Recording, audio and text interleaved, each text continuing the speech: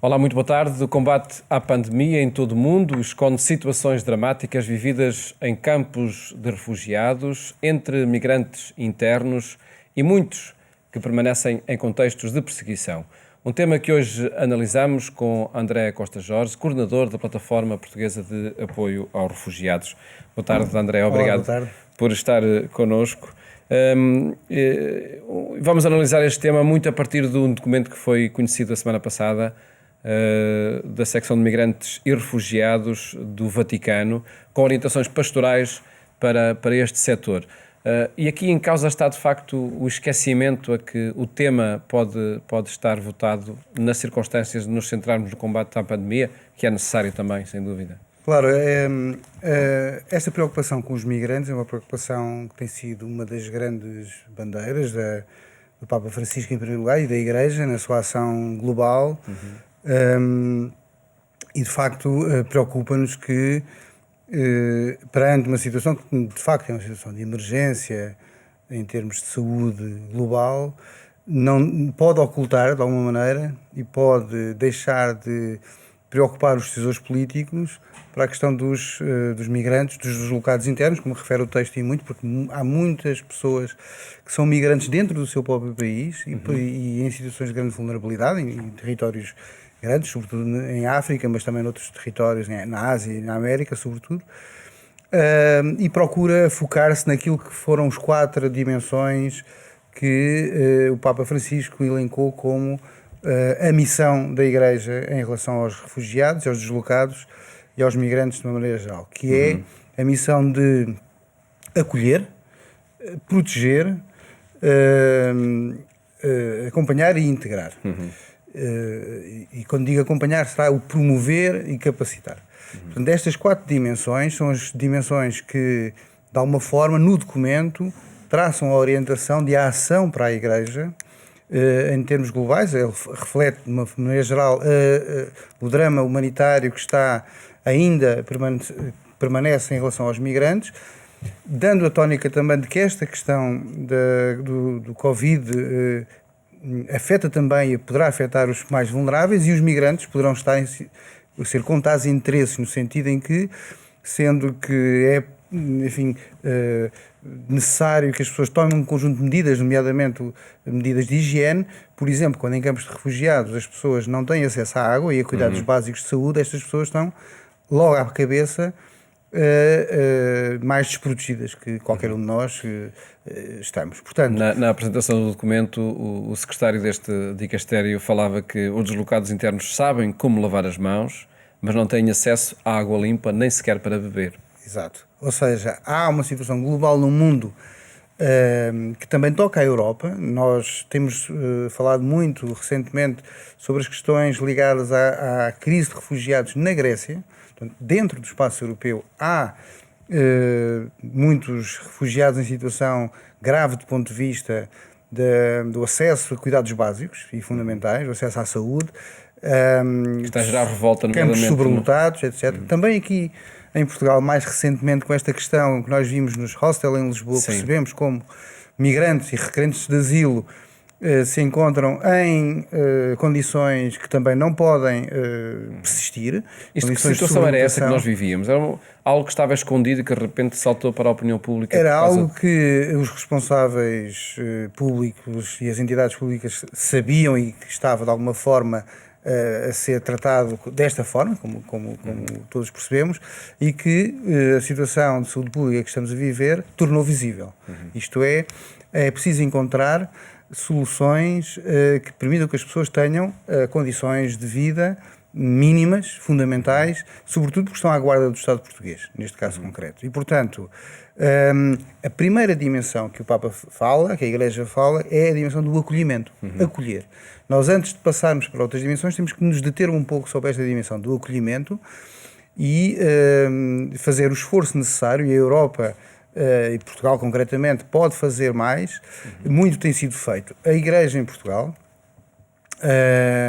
desde a primeira hora, se juntou e fez parte da criação da Plataforma de Apoio aos Refugiados. Estão presentes não só como membros ativos, mas também na Comissão Executiva da Plataforma, a Conferência Episcopal, a Caritas Portuguesa e a plataforma é neste momento coordenada pelo Serviço de Visita aos Refugiados. Portanto, há uma presença da Igreja nesta plataforma que é da sociedade civil, que procura servir a sociedade civil e na qual a Igreja se sente identificada. Muita coisa foi feita nos últimos anos. Portugal, através da plataforma, acolheu aproximadamente 800 pessoas, mais de 2 centenas de famílias refugiadas em Portugal. Foi feito um esforço significativo no acolhimento, envolvendo um conjunto de instituições de acolhimento no país inteiro, de norte a sul. Projetos bem-sucedidos na generalidade? Foram projetos que foram aqueles que foram possíveis na altura de 2015 esta parte. Nós neste momento estamos internamente também a promover uma reflexão para fazermos as alterações necessárias que visem melhorar o processo, desde logo na dimensão do acolhimento. Temos estado a dialogar internamente no sentido de criarmos melhor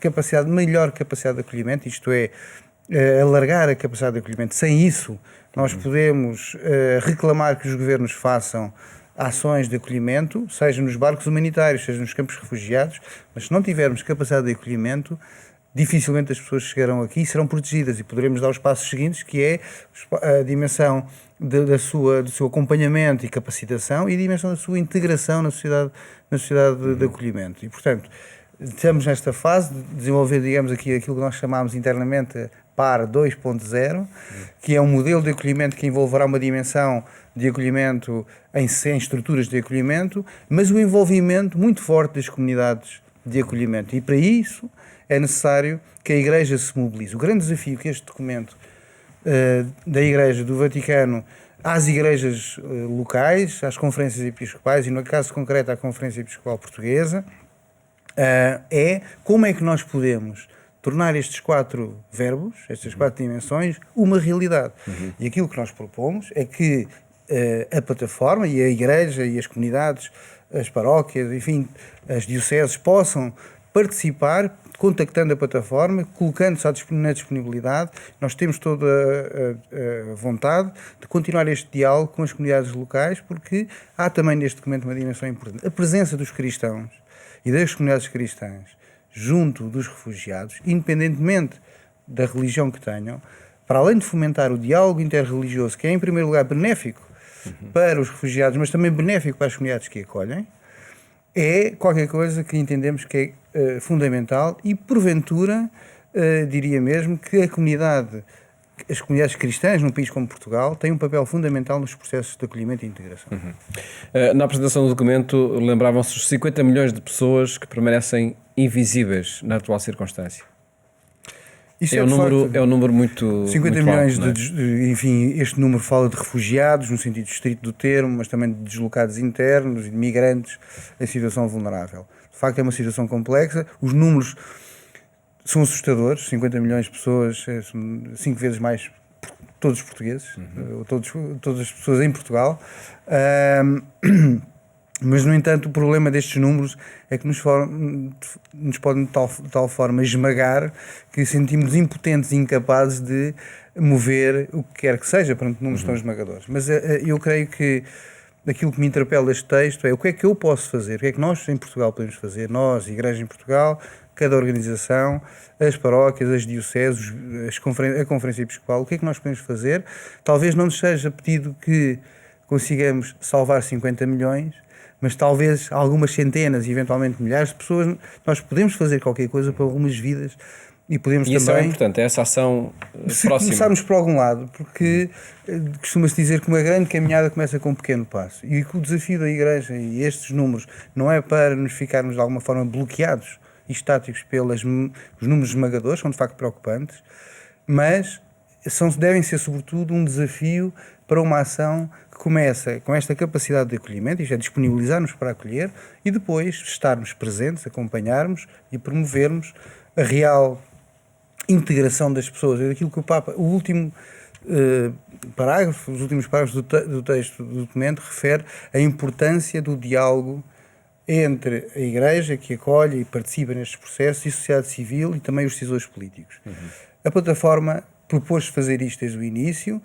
A Igreja associou-se à plataforma, na nossa opinião, muito bem, porque a plataforma é um espaço da sociedade civil e a voz destas estruturas, a Cáritas, a Conferência Episcopal, o Serviço de Visita aos Refugiados, é fundamental que esteja presente e, portanto, a Igreja deve estar ao serviço também, não só dos mais vulneráveis, mas também ao serviço da sociedade civil. Convido a analisar de que forma é que o tema dos refugiados e a preocupação com os refugiados, seja em campos, seja naqueles que estão a tentar refugiar-se, ou uma vez que a mobilidade agora é bem mais difícil, não é? Que preocupação deve existir em relação ao combate também a esta pandemia? Porque o vírus não escolhe pessoas, não é? Claro. E de facto, se alguém que está num campo de refugiados é infectado, em causa não está só aquela pessoa, que é necessário cuidar, que é necessário proteger, mas está sempre a comunidade internacional. Temos de ter atenção a quem está ao nosso lado, como temos de ter atenção a quem está num campo de refugiados. Sim, naturalmente, enfim, as preocupações de salvaguarda da saúde pública, da saúde de cada um de nós, das nossas famílias, é uma preocupação que deve partir também, digamos, de cada um. Cada um de nós deve ser responsável por garantir, ou procurar, enfim, fazer a sua parte na segurança de todos. Aquilo que nos preocupa e que temos vindo a alertar assim, a situação dos campos de refugiados, no fundo, temos vindo a advogar que, no caso concreto dos campos na Grécia, por exemplo, é que haja um evacuamento dos campos, porque a situação uma redução de sobrelotação, de falta de acesso aos cuidados básicos, de higiene e de acesso à saúde, põe em perigo, desde logo, os próprios refugiados, mas também a comunidade em torno das quais, enfim, a comunidade grega em geral, onde as pessoas vivem e residem. Entendemos que os Estados europeus devem, logo que possível, e o mais depressa possível, cooperar no sentido de promover a deslocação dos refugiados de um país que tem sido, de alguma forma, martirizado pelas chegadas, pelo fluxo de refugiados, que é o caso da Grécia, mas também há outros países do Mediterrâneo que estão nessa situação, e países como Portugal, que não têm a pressão migratória que tem a Grécia, de forma solidária, e nós, no caso desta situação da pandemia, temos vindo a invocar e bem a dimensão solidária da União Europeia, devemos ser também os primeiros a perceber que há muitos anos esta parte, pelo menos desde 2015, 5 anos, que estamos numa situação dramática do ponto de vista humanitário, com relatos que aquilo que todas as organizações internacionais têm observado no terreno, em que, por exemplo, há situações de ideações suicidas, tentativas de suicídio em crianças, em que as mulheres são muitas vezes vítimas de abusos porque os campos não protegem as pessoas e que as pessoas estão em situação já de confinamento forçado, e hoje todos conhecemos mais esta palavra, o confinamento. As pessoas em campos de refugiados estão há anos em confinamento forçado e as suas vidas não avançam nem para trás nem para a frente. Portanto, não podem regressar, mas também não podem sair de onde estão. E, portanto, é importante que todos os países europeus atuem de forma solidária com a Grécia, no sentido de desanuviar. Para nós, entendemos que participar em programas como a reinstalação ou a recolocação, aquilo que reclamamos, por exemplo, Portugal fez um acordo com a Grécia, celebrou esse acordo com a Grécia há um ano, mas até há um ano esta parte não foi possível efetivar esse acordo de acolhimento que permita tirar as pessoas dos campos de refugiados. Também a questão dos menores não acompanhados. Ou seja, a Igreja neste documento também refere e sublinhar a dimensão de encontrar soluções que protejam os migrantes, por exemplo, programas de reinstalação, corredores humanitários que visam proteger os mais vulneráveis nas rotas de migração. Sabemos que muitos dos migrantes sofrem abusos graves, até às vezes a morte, no seu trajeto migratório. E, portanto, não basta apenas que nos preocupemos que as pessoas cheguem, é preciso proteger as pessoas ao longo do percurso migratório, sabendo que muitas destas pessoas são forçadas a abandonar os seus países de origem, as suas comunidades onde vivem, as suas famílias, em busca de, em primeiro lugar, salvar a sua vida, mas também em busca de melhores condições de vida para si e para os seus. O Dicastério do Vaticano, que apresentou este documento na última semana, fala também nas dificuldades que organizações humanitárias têm de chegar a esses locais, nas circunstâncias atuais. Tem conhecimento, chegam relatos também dessas situações? Sim, nós temos tentado, nós tivemos que suspender há algum tempo esta parte, o programa da plataforma, o PAR Linha da Frente, que foi responsável pelo envio de cerca de 200 de voluntários portugueses, jovens voluntários portugueses, que trabalharam em campos de refugiados, concretamente em ilha de Lesbos, em Karatepe, o campo de Karatepe, participando num esforço também solidário, que chamámos Linha da Frente, na altura, e que queríamos retomar. No fundo, queríamos retomar esta ação de colaboração com as autoridades locais e possibilitando também a participação de jovens e menos jovens no esforço humanitário. As informações que chegamos, que vamos percebendo e que nos chegam do terreno, é que muitas, por razões também ligadas à questão da pandemia, muitas organizações não governamentais tiveram que abandonar o terreno, ou até os campos foram fechados, tornando-se quase campos de detenção. As pessoas não podem sair daqueles espaços, e portanto é com grande preocupação que percebemos que os cuidados que já eram poucos, o acompanhamento que já era fraco, tornou-se ainda mais débil. Naturalmente, nomeadamente os cuidados de saúde, não é? Nomeadamente os cuidados de saúde. Portanto, nós não... E essa também é uma denúncia de diferentes agências da ONU. Isso. Acerca da situação de campos de refugiados. Claro, porque muitos destes cuidados de saúde eram garantidos pelos voluntários, pelas organizações que aí estavam no terreno. No caso, por exemplo, da plataforma, nós estivemos a trabalhar muito com as famílias, com as crianças nos campos de refugiados.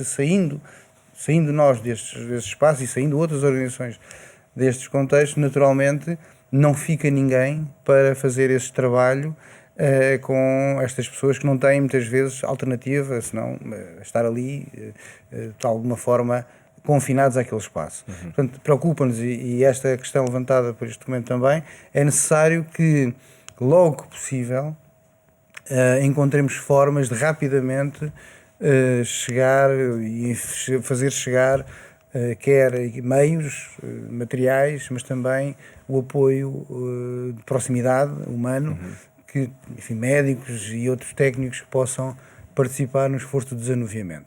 A informação que temos vindo a perceber também das autoridades gregas é que tem havido um esforço de desanuviar os campos de refugiados. Espero, enfim, temos vindo a acompanhar essa situação. É importante tirar os refugiados das ilhas e colocá-los no território grego, já no continente, em infraestruturas que permitam que as pessoas tenham acesso a mínimos fundamentais, que lhes garanta, como devem garantir às famílias portuguesas aqui, nós possamos estar em isolamento, por exemplo, em condições viáveis. Acredita que neste processo de desconfinamento que vai acontecendo em diferentes ritmos nos países europeus, esse acolhimento dos refugiados pode também ser de novo ativado? Nós nós temos sempre essa dimensão da esperança, porque é a nossa missão específica de... Tem alguns indicadores em concreto? Neste momento sabemos que quer o Acnur, quer a OIM, enfim, os governos suspenderam, concretamente, por exemplo, os programas de reinstalação e de recolocação. Também tem a ver com a redução do fluxo de tráfego aéreo, viagens, etc. E, portanto, estamos a acompanhar a situação com esta preocupação, enfim, percebendo que é necessário retomar o mais cedo possível. Acredito que acredito que é necessário e acredito que venha a acontecer.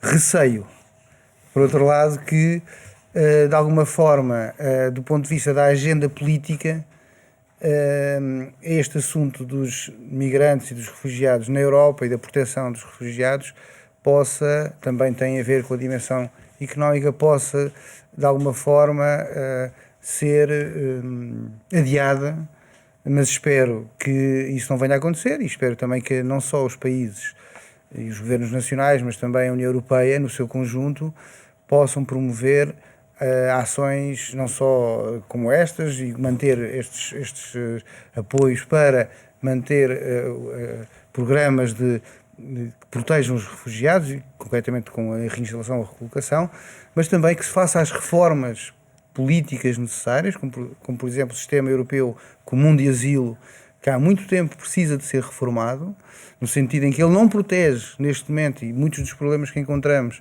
de desproteção dos refugiados e dos migrantes derivam de um sistema europeu que está desatualizado, na nossa opinião, e portanto também percebemos e também defendemos que é necessário, e isso pode ser feito independentemente de haver a pandemia ou não, isso pode ser feito nas instâncias próprias, a reforma necessária do sistema europeu comum de asilo.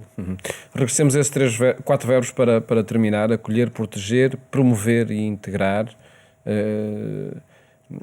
O processo inicial está parado, não é? O acolher agora é impossível. Não deixa de ser urgente que a proteção, a promoção e a integração daqueles que estão já entre nós continue, porque esse é um processo inacabado, acredito. Eu não diria que o acolher esteja impossibilitado. Nós podemos e devemos, no caso concreto em Portugal, no fundo este desafio, este texto também nos desafia a nós, é como é que podemos criar as condições de acolhimento. E até temos também casos cá em Portugal, até pela legalização de imigrantes que estavam cá ainda à espera, não é? Exatamente, ou seja, é possível planificar, é possível prepararmos o acolhimento. O acolhimento não se deve fazer, enfim, com todo o mérito que tenha sido feito, no fim, de encontrar uma solução, no caso concreto destes requerentes que foram enviados para a base da OTA, se foi encontrada esta solução de emergência, no fundo, para resolver uma situação que tinha que ser resolvida, nós não podemos continuamente trabalhar em cima da emergência. É preciso planificar. Já não é surpresa para ninguém que Portugal, nos últimos anos, os indicadores apontam para isso, basta ver os relatórios do Serviço Estrangeiro e Fronteiras, que em média Portugal receberá cerca de 1.000 a 2.000 requerentes chamados espontâneos.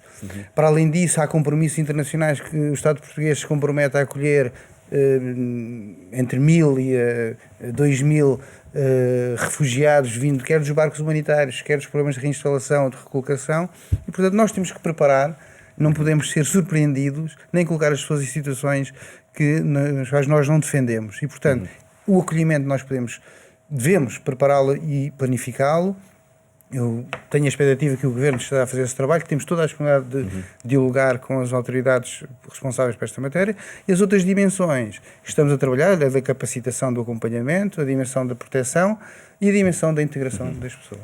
Esperemos que assim aconteça e que estas populações sejam de igual forma lembradas nas atuais circunstâncias. André Costa Jorge, muito obrigado. Obrigado, eu. Por ter estado aqui no programa Eclésia. Mais logo queremos fazer-lhe companhia também na Antena 1, pelas 22h45, esta semana tendo Fátima por perto, no contexto da peregrinação internacional de 12 e 13 de maio. Desejo-lhe uma ótima tarde e até amanhã, se Deus quiser.